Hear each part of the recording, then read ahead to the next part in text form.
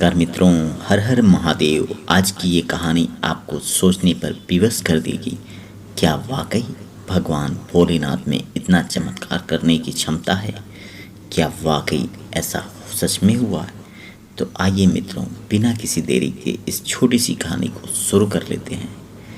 एक घर में माँ बाप और उनका 12 साल का लड़का रहता था। माँ बाप का इकलौता होने के नाते माँ बाप उससे बहुत ज़्यादा प्यार करते थे। वहीं वह लड़का अपने माँ बाप से कभी किसी चीज़ के लिए कोई जिद नहीं करता था। उसके पिता एक दिहाड़ी मजदूर थे और वह रोज़ाना काम पर जाते और जो कुछ ला देते वह लड़का वो सब चीज़ें खा लेता और आराम से कभी किसी बात के लिए लड़ाई झगड़े घर में नहीं करता था। उसके पिता अक्सर कहा करते थे कि देखो हमारा बेटा कितना समझदार है, कभी किसी चीज़ के लिए लड़ता नहीं है, किसी चीज़ की जिद नहीं करता है। एक दिन जब वह काम पर जा रहे थे तो वह अपने बेटे से कहे कि बेटा, आज मैं शाम को तुम्हारे लिए लड्डू लेकर आऊँगा।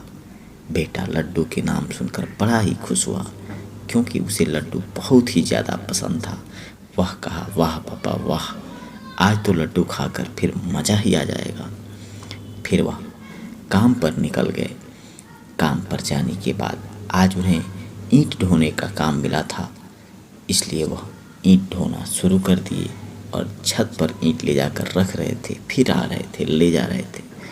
यही काम करते करते अचानक उनका पैर फिसल गया और वह सीढ़ियों से गिरते हुए नीचे आ पड़े।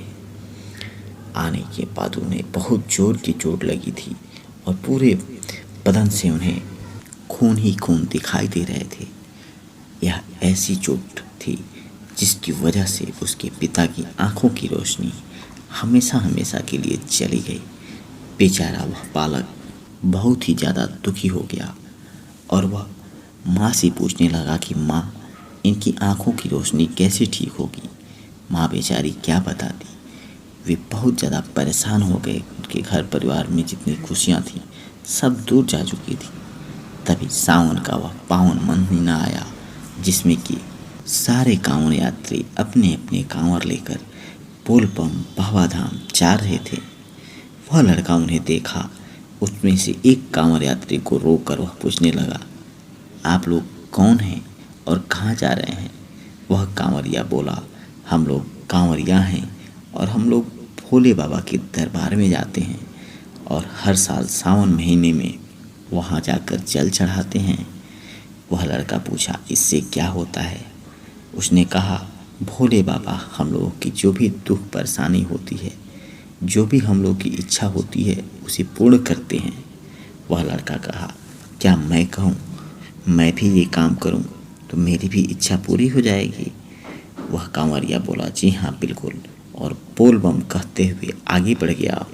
अब क्या था, वह लड़का घर पर आया और टोकरी बनाने लगा और कहने लगा अपनी माँ से, माँ देखो, मैं एक टोकरी में कुछ सामान रख लूँगा और एक टोकरी में पिताजी को बैठाकर बोलबम की यात्रा पर जाऊँगा। मैं अपने पिताजी को अपने साथ ले जाऊँगा। यह माँ बेटे की बातें ऊपर भगवान भोलेनाथ और माता पार्वती देख रही थीं। माँ कहने लगी कि देखिए ना, आपका भक्त छोटा बालक कितना जज्बाती हो गया है और वह अपने पिता को लेकर कांवर यात्रा पर निकलने वाला है। आप उसे सहायता करिए। प्रभु कहने लगे, देखो मैं उसकी सहायता जरूर कहूँगा, लेकिन उसके पहले मैं उसकी परीक्षा भी लूँगा। भोले बाबा एक छोटे से वृद्ध आदमी के रूप में उस घर के पास आए और उस लड़के से कहने लगे, बेटा मैंने तुम्हारी हर बातें सुनी हैं और तुम अपने पिताजी को लेकर जा रहे हो, ये बहुत अच्छी बात है, लेकिन मेरा भी बड़ा मन हो रहा है कि मैं भी कांवड़ यात्रा पे चलूँ, भगवान भोलेनाथ का एक बार दर्शन कर आऊँ। क्या तुम मुझे भी लेकर चलोगे? बेटा कहने लगा, क्यों नहीं, आप मेरे बाबा समान हैं और मैं एक टोकरी तो खाली ही ले जा रहा हूँ, उसमें के सामान मैं अपने पास बांध लूँगा अपने कमर में और आपको भी एक टोकरी में ले जाऊँगा। इस प्रकार से उसने दोनों टोकरियों में एक में अपने पिता को बैठा लिया और एक में बूढ़े बाबा को बैठाकर पैदल ही कांवड़ यात्रा पर निकल गया। जैसे ही उसकी हिम्मत की और उसकी ईमानदारी की परीक्षा प्रभु ने ले लिया, उन्होंने आशीर्वाद दिया और वह टोकरी दोनों बिल्कुल हल्की हो गई और वह लड़का काफ़ी आसानी से कांवड़ यात्रा के लिए लेकर निकल गया। वह वहाँ ले जाकर भगवान भोलेनाथ को भगवान के शिवलिंग पर जल अर्पित किया और वहाँ पर उसके पिता को वह बूढ़े बाबा ने 2 पुष्प दिए। उसे लेकर वह उस शिवलिंग पर चढ़ाए और उसे अपने सर से लगाया और जैसे ही अपने सर से लगाया, उसके पिता की आंखों की रोशनी पुनः वापस आ गई। वह चिल्ला उठे, कहने लगे कि देखो बेटा, मुझे दिखाई देने लगा है, मैं तुम्हें देख सकता हूँ और वह जो फूल था वह बूढ़े बाबा ने दिया था तुम्हारे। लड़का समझ गया कि वह बूढ़े बाबा कोई और नहीं, भगवान भोलेनाथ थे।